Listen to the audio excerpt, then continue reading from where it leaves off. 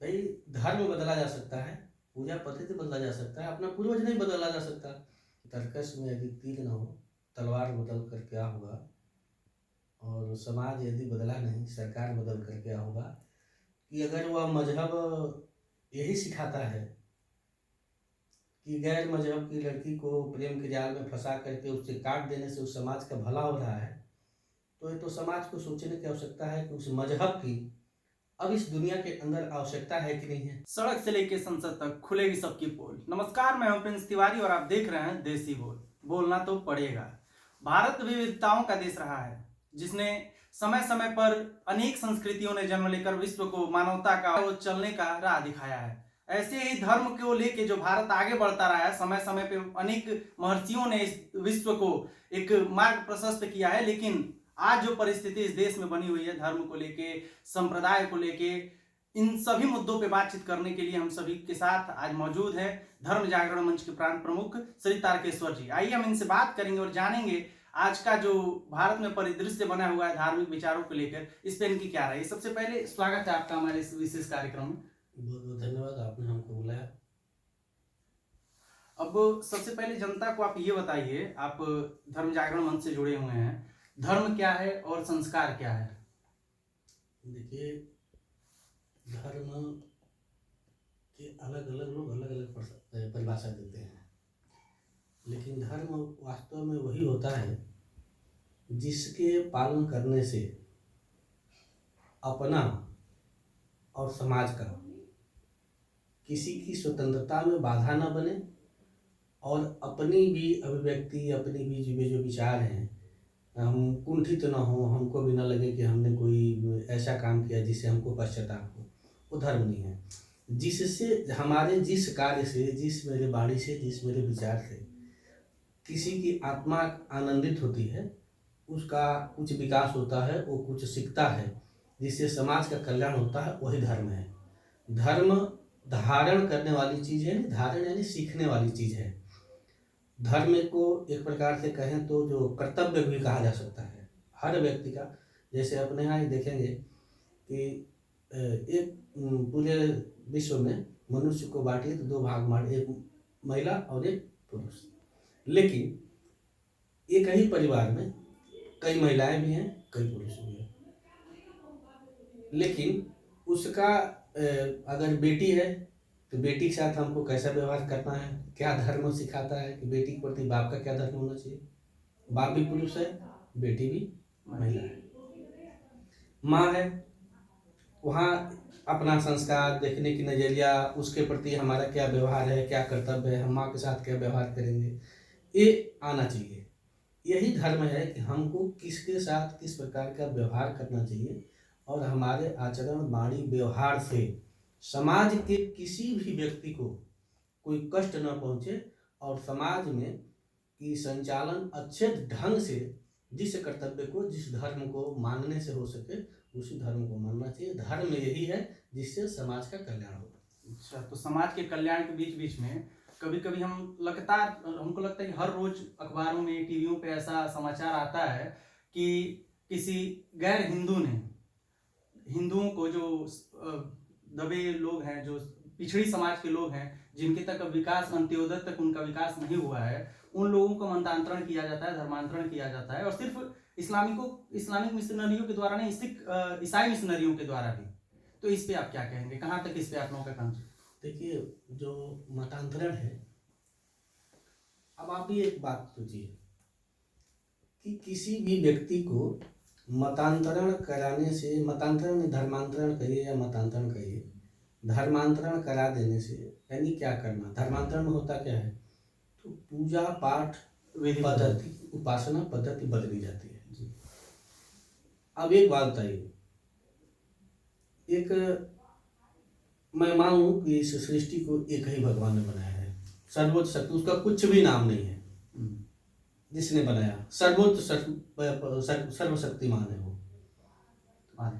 बनाया है। तो उस व्यक्ति ने यहाँ इस्लाम को भी बनाया है, ईसाई को भी बनाया है, हिंदू को भी बनाया है, भारत को भी बनाया है, श्रीलंका को भी बनाया है। पूरे सृष्टि के अंदर जितने नवग्रह, जो भी आप कल्पना जहाँ तक सोच सकते हैं, देख सकते, सब वही बनाया है। तो हम किसी भी भाषा में किसी भी तरीके से अगर हम उसको याद करें तो हमारी भाषा को समझ जाएगा। समझ तो जाएगा, लेकिन क्यों? आखिर मान वही लीजिए बता रहे हिंदू हैं। तो दूसरे पंथ के वही लोगों मैं को नहीं बदलते। मैं वही बता रहा हूँ कि वो भाषा से जरूर समझेगा। अगर उस सृष्टि को बनाया है तब, अगर उसने नहीं बनाया है तो इसका मतलब है कि जिस भगवान को कहा जाता है कि आप पूजा पद्धति बदलिए, उपासना बदलिए, आप ऐसे करिए, नहीं तो भगवान नाराज। भगवान क्यों नाराज होगा भाई? भगवान कभी किसी से नाराज होता है क्या? आपको जो तरीका है, छोटा बच्चा होता है साफ नहीं बोलता है तो पिता उसकी भाषा नहीं समझता क्या?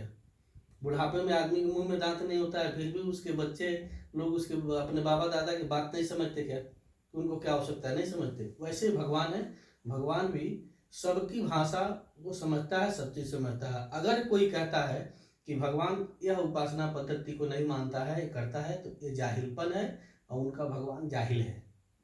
मतलब मतांतरण कराने वाले लोग ही जाहिल हैं, ऐसा? नहीं, मतांतरण कराने वाले लोगों का तो उद्देश्य कुछ और है। अच्छा। मतांतरण अगर करा रहे हैं जो लोग, किसी को कह रहा है कि धर्म बदलिए, तो धर्म परिवर्तन कराने से उनको लाभ क्या है? ये तो प्रश्न है।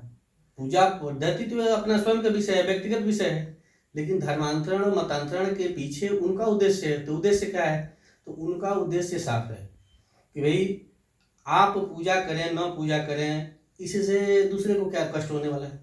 आप माने न माने इससे क्या कष्ट है? लेकिन इस मतांतरण के आड़ में इस देश के अंदर एक विभाजनकारी शक्तियां हैं। आप देखे होंगे कि 712 ईस्वी में सबसे पहले मीर कासिम का आक्रमण होता है और तलवार के बल पर सबसे पहले यहाँ मतांतरण होता है।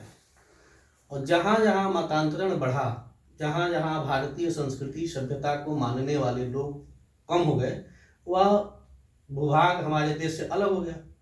तो साफ है कि इस मतांतरण धर्मांतरण के पीछे राष्ट्रांतरण हो रहा है, यानी देश को बांटने का काम हो रहा है। भोली वाली जनता जाके इतना पैसा कहाँ से आ रहा है भाई? साधना तो अपने विषय में हम हमारे अपने पंथ में कबीरदास हुए हैं और भी तमाम हुए, तुलसी हुए, तमाम संत हुए हैं। रामकृष्ण परमहंस एक ऐसे संत हुए जिनके विषय में कहा जाता है कि अनेकों प्रकार की उपासना पद्धति से उन्होंने साक्षात काली माँ का दर्शन किया है, लेकिन उन्होंने कभी नहीं कहने गया किसी से। लोग हिमालय में चले जाते हैं। यह पूजा पद्धति स्वयं का विषय है, समाज का विषय नहीं है। वो कैसा करेगा नहीं करेगा, लेकिन ये जो मतांतरण है ये राष्ट्रद्रोह है और इसके पीछे समाज के अंदर वैमनस्यता फैला करके यहाँ के राष्ट्र को अस्थिर करना, बाद में उस राष्ट्र को इस देश से अलग करना ही उनका उद्देश्य। लेकिन हमने ये देखा कि हम लोग मानते हैं वसुधैव कुटुंबकम। भारत के वेदों में एक सूक्ति है वसुधैव कुटुंबकम। हमारा एक पड़ोसी देश है इंडोनेशिया, जहाँ पे मुस्लिम बाहुल्य देश है, लेकिन वहाँ के लोग भी मानते हैं कि हम सनातन संस्कृति से उपजे हुए हैं। लेकिन इस बात को भारत के मुस्लिम या गैर हिंदू लोग मानना क्यों पसंद नहीं करते? ये तो उनका विषय है, अब क्यों नहीं मानते भाई? धर्म बदला जा सकता है, पूजा पद्धति बदला जा सकता है, अपना पूर्वज नहीं बदला जा सकता। इंडोनेशिया के लोग धर्म बदले, पूजा पद्धति बदला, उन्होंने अपना पूर्वज नहीं बदला। वो आज भी अपने राम को मानते हैं कि हम राम के वंशज हैं। तो ये तो उनको सोचने का विषय है, ये आप उनसे पूछें भाई आप क्यों नहीं मानते। जरूर, अगर कोई मौका मिला कभी ऐसे लोगों से मिलने का तो जरूर पूछेंगे। और अब अगले प्रश्न पे चलते हैं कि अगला प्रश्न हमारा ये है कि हिंदूवादी और राष्ट्रवादी, इन दोनों में फर्क क्या है? अब ये तो देखिए, ये जुमला है हिंदूवादी राष्ट्रवादी, जो जिसको इस देश, जो अगर इस देश में जो पैदा हुआ है, जो भारत की संस्कृति सभ्यता को मानता है, वो ऐसे ही राष्ट्रवादी है। इसमें अलग से कोई शब्द राष्ट्रवादी के लिए और अलग से, और इस देश का नाम अगर मान लीजिए हिंदुस्तान है तो राष्ट्रीयता उसके अनुसार हम हिंदू हैं। इस देश का नाम इंडिया है तो हम इंडियन हैं। इस देश का नाम भारत है तो हम भारतीय हैं। तो वैसे माना तो देव नहीं तो पत्थर, बात वही है। चलिए, अब एक और माहौल देश में बना हुआ है लव जिहाद का। हम देख रहे हैं कि आए दिन हमारे देश में, हमारे समाज में महिलाओं को, लड़कियों को काट दिया जा रहा है, उनकी हत्याएं कर दी जा रही हैं। इस पे आप क्या कहेंगे? देखिए, वास्तव में जो लव जिहाद है, यह लव जिहाद ही एक बहुत बड़ा षड्यंत्र है यहाँ के बहुसंख्यक समाज के साथ। विशेष करके। और उसके पीछे एक रीजन है कि भारत की संस्कृति की एक विशेषता रही है परिवार तंत्र। हमारा परिवार जो पहले था वो बहुत मजबूत था। छोटे परिवार नहीं थे, बड़े परिवार होते थे। और उस परिवारों में, बड़े परिवारों में रह करके जो बच्चा पलता था, बढ़ता था, वह संस्कार से मजबूत होता था। और संस्कार से मजबूत होने के नाते उस समाज की जो ताना बाना थी वो बहुत मजबूत थी। तो इस समाज के ताना बाना को कमजोर करके इस देश के अंदर एक प्रकार से जनसंख्या असंतुलन फैलाना और एक समाज को चिढ़ाने जैसा कार्य ये लव जिहाद है। लव जिहाद प्रेम के नाम पर बाला फुसला करके लड़कियों की हत्या कर देना, लड़कियों को ले जाकर के कहीं बेच देना, उनको करना एक प्रेम नहीं है। और ये मैं समझता हूँ कि ये जिहाद भी नहीं है, एक प्रकार से यह क्राइम है, राष्ट्रद्रोह है। और समाज में जो विकृति है इसके खिलाफ सर्व समाज को खड़ा होना चाहिए। लेकिन अभी जो श्रद्धा को 35 टुकड़े में जिसने काटा था, उस शख्स से मीडिया ने जब बात की, उस शख्स ने कहा कि मुझे गर्व हो रहा है कि मैंने अपने समाज के लिए, अपने मजहब के लिए कुछ ऐसा कार्य किया। ऐसा कुछ होता है क्या? इस विषय को तो उस मजहब के लोगों को सोचना चाहिए कि अगर वह मजहब यही सिखाता है कि गैर मजहब की लड़की को प्रेम के जाल में फंसा करके उससे काट देने से उस समाज का भला हो रहा है, तो ये तो समाज को सोचने की आवश्यकता है कि उस मजहब की अब इस दुनिया के अंदर आवश्यकता है कि नहीं है। और ये मजहब नहीं हो सकता, यह तो एक लुटेरा गैंग हो सकता है। अगर इस प्रकार की भावना है तो, अगर इस प्रकार कोई मजहब बात सिखाता है, इस प्रकार का कोई धार्मिक व्यक्ति करता है, इस प्रकार कोई संगठन करता है कि किसी लड़की को 35 टुकड़े कर देने से मुझे बड़ी आत्मसंतुष्टि मिली, मेरा समाज का कल्याण होगा, तो यह तो समाज के लिए चुनौती है, खड़ा होना चाहिए। और उस मजहब को तो रहना ही नहीं चाहिए। उस मजहब की वास्तविकता है, लोग दिल को जानना चाहिए। और इस श्रद्धा हत्याकांड के बाद भी लोग खड़े हों उस मजहब के खिलाफ, तो कौन सा मजहब है लोगों को तो जानना चाहिए। लेकिन फिर भी अगर अभी तक इस पे कोई बड़ा सरकार इस पे एक्शन तो ले रही है, लेकिन अभी जनमानस जो आम जनता है कुछ मुद्दों को लेके, ज्वलंत मुद्दों को लेके खड़ी होती है, ऐसा भी कोई रिएक्शन देखने को नहीं मिला है। तो इस पे आप जनता से क्या कहेंगे? जनता को इन सब चीज़ों पर खड़ा होना चाहिए। आज श्रद्धा के साथ हुआ है, कल किसी और के साथ होगा, कल पड़ोस में हो रहा है, कल हमारे घर भी होगा। इसमें दोनों ओर की है। एक हमारे घर की बच्चा हो चाहे बच्ची हो, संस्कार सबसे आवश्यक है। इसलिए आवश्यक है, अगर संस्कार नहीं है तो वह बड़े छोटे का लिहाज नहीं करेगी, कोई भी होगा लिहाज नहीं करेगा। और जब लिहाज नहीं रहेगा तो वह स्वयं का निर्णय चाहे जैसा करेगा वैसे करेगा, अपने मन का निर्णय लेगा, तो श्रद्धा जैसे घटना तो घटने वाली है। चलिए, श्रद्धा जैसे घटना पे और उस मजहब के लोग अगर देख रहे होंगे तो अपनी प्रतिक्रिया जरूर देंगे, खुद वो सामने दिखेगा। अब चलिए चलते हैं कश्मीर। अभी विगत जब से 370 और 35 से धारा हटा है, तब से एक अजीब सा माहौल वहाँ बना हुआ है। उसे विशेष राज्य का दर्जा हटा दिया गया, ऐसे तमाम सरकारी कार्य किए गए, लेकिन उसके बाद भी वहाँ टारगेट किलिंग चल रही है। एक विशेष मजहब के लोग, धर्म के लोग, गैर हिंदू लोग, हिंदुओं का आधार कार्ड देख के जो यहाँ से जाके प्रवासी मजदूर वहाँ बसे हुए हैं या वहाँ के पूर्वज वहाँ पे बसे हुए हैं, ऐसे हिंदुओं को टारगेट किलिंग कर रहे हैं, उनको खोज खोज के उनका आधार देख के मारने। इस पे आप क्या कहेंगे? देखिए, ये कोई नई बात नहीं है। ये कहा जाता है अपने यहाँ कि जो व्यक्ति निर्माण करता है और निर्माण की बात सोचता है वो कभी संघर्ष नहीं करता, और जो संघर्ष करता है वो कभी निर्माण की बात नहीं सोच सकता। जिस मजहब के लोग और जो लोग भी इस प्रकार की घटना कर रहे हैं, धर्म विशेष के आधार पर आईडी चेक कर करके उनकी हत्या करना, उनको मारना, यह सीधा एक प्रकार से कहा जाए तो ये समाज के लिए चुनौती है, बहुत घृणित कार्य है। इसके खिलाफ सरकार को ही नहीं, पूरे देश को, पूरे समाज को खड़ा होकर के इसकी निंदा करना चाहिए। ऐसे मजहब को, ऐसे लोगों को पहचानना चाहिए। कश्मीर ही नहीं तो कश्मीर के बाहर भी इनका विरोध होना चाहिए। दूसरी बात जहाँ तक रही कि उस मजहब के, जिस मजहब के लोग एक कर रहे हैं, तालिबान में कौन लोग कर रहे हैं? वहाँ तो हिंदू कोई नहीं था। नहीं, फिर भी अफगानिस्तान इतना होने के बाद भी लोग कहते हैं अभी कि मजहब नहीं है, वही मैं बता ऐसे रहा हूँ। लोगों का कोई मजहब नहीं है। अब ये तो मजहब पहचानने की बात है कि ऐसे लोगों को कौन मजहब है, इनको कौन ट्रेनिंग दे रहा है, कहाँ से सीख के आ रहे हैं, कोई तो मजहब है। अब उस मजहब का क्या नाम है यही तो जानना है। अच्छा, तो ये जानने के लिए किससे जुड़ना पड़ेगा, कुछ ऐसा आइडिया? आने वाले समय में तो समाज नहीं, सब जान मजहब तो जाएगा। एक ही है, कोई ऐसा नहीं है कि अनजान है उस मजहब से, क्योंकि हमको आज तक कोई प्रिंस तिवारी या कोई प्रिंस या कोई अन्य नाम के लोग नहीं दिखे। एक ही नाम अब्दुल अफजल गुरु दाऊद ऐसे लोग ही मिले, तो फिर भी लोग क्यों कहते हैं कि मजहब नहीं है, चाहे एक विशेष धर्म के को जोड़ के इससे ना देखा जाए?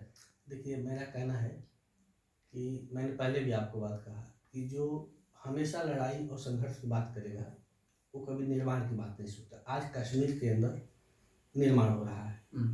आज कश्मीर का नौजवान अपने भविष्य की उज्जवल और एक अच्छा सपना देख रहा है।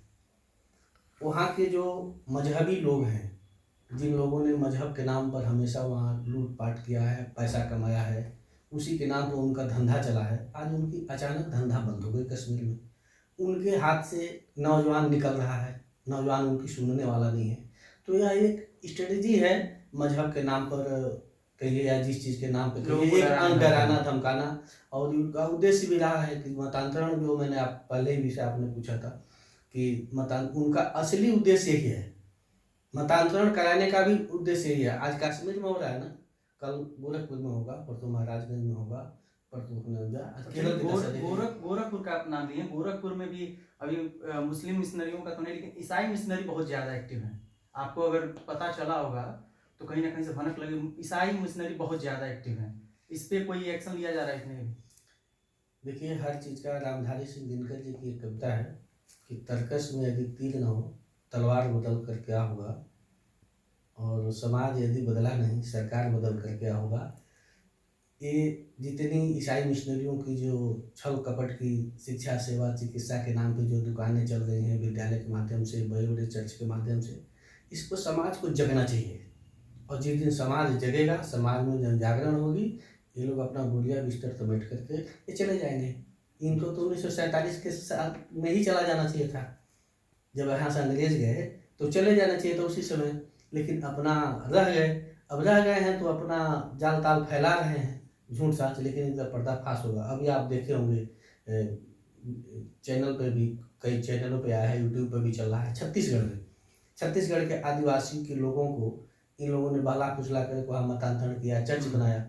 जब वहाँ के लोगों को लगा कि अरे ये तो मत बदल देने से, धर्म परिवर्तन करने से और कुछ तो नहीं हुआ, लेकिन कहीं नक्सलवाद, कहीं चर्च प्रेरित आतंकवाद, कहीं फलाना आतंकवाद, अराजकतावाद जरूर फैल गया, तो आज वही आदिवासी खड़े होकर के चर्च तोड़ रहे हैं। एक दिन आने वाले समय में भी ऐसा ही होने वाला है। ये समाज जगेगा और ये सब लोग अपना बुनिया बिस्तर समेट करके, दुकान बंद कर करके जा करके अनेक इस भारत की संस्कृति सभ्यता में विलीन होकर के यहीं रहेंगे। अच्छा, चलिए, अब चलते चलते आखिरी प्रश्न यही है कि धर्म जागरण मंच से जुड़े हैं आप, धर्म जागरण को लेकर जनता से आप क्या कहेंगे, क्या अपील है आपकी जनता से? कोई दो बात। देखिए, जनता से मैं यही अपील करूंगा कि जो हमको विरासत में हमको अपनी भारत संस्कृति और सभ्यता मिली है, हमको अपने पूर्वजों पर, अपने धर्म पर, अपने संस्कृति पर गर्व करना चाहिए। जब तक भारत की संस्कृति और सभ्यता है तभी तक भारत है, तभी तक भारत माता है, तभी तक हम रहे रमेश, तभी तक हम महेश हैं। अब हम आपस में लड़ेंगे झगड़ेंगे वो अलग विषय है, लेकिन जब हम अपनी संस्कृति छोड़ करके जैसे ही दूसरे संस्कृति के अंदर जाते हैं, इस देश की बाहर से आई हुई जो भी संस्कृतियां हैं, जैसे ही हम दूसरे संस्कृति के अंदर जाते हैं तो हम अपने देश के साथ एक धोखा करते हैं, भारत माता के साथ धोखा करते हैं। और आने वाला जो समय है वो अपने जो पीढ़ी है, जो आने वाली जो पीढ़ी है, उन पीढ़ी को साथ हम धोखा दे रहे हैं। मैं हिंदू हूँ, तो हिंदू हूँ, इसमें मेरा क्या योगदान है? तो मेरे माँ बाप अपने आप को हिंदू बचाए रहे, हिंदू संस्कार दिए, इसलिए मैं हिंदू हूँ। आने वाला हमारा परिवार जो है, हमारे जो बच्चे होंगे, हमारी जो पीढ़ियाँ आएंगी, उस पीढ़ियों के अंदर भारत की जो संस्कृति है, सभ्यता है, जो अपना धर्म है, बचा रहे। इसको लेकर के आधुनिक शिक्षा के साथ साथ अपना जो गौरवशाली इतिहास है, अपनी गौरवशाली जो परंपरा है, रीति रिवाज है, उसका भी उनको ज्ञान होना चाहिए और इस पर गर्व हो। इस प्रकार का समाज को उपाय करना चाहिए और मतांतरण के खिलाफ, मतलब जिहाद के खिलाफ पूरे समाज को एक साथ खड़ा होकर के इसका बहिष्कार करना चाहिए। ये बहुत बहुत धन्यवाद आपका हमारे साथ जुड़ने के लिए। और आपकी बातों को सुन के यही लगा कि आपको अपनी जड़ से जुड़े रहना चाहिए, क्योंकि आप अपने जड़ से दूर हो जाएंगे तो कहीं ना कहीं आपका विनाश निश्चित है। और ऐसे ही तमाम कार्यक्रमों को, तमाम लोगों के विचारों को देखने और सुनने के लिए आप हमसे जुड़े रहिए। आप हमारे चैनल को सब्सक्राइब करिए, हमारे फेसबुक पेज को लाइक करिए और देखते रहिए देसी बोल, बोलना तो पड़ेगा।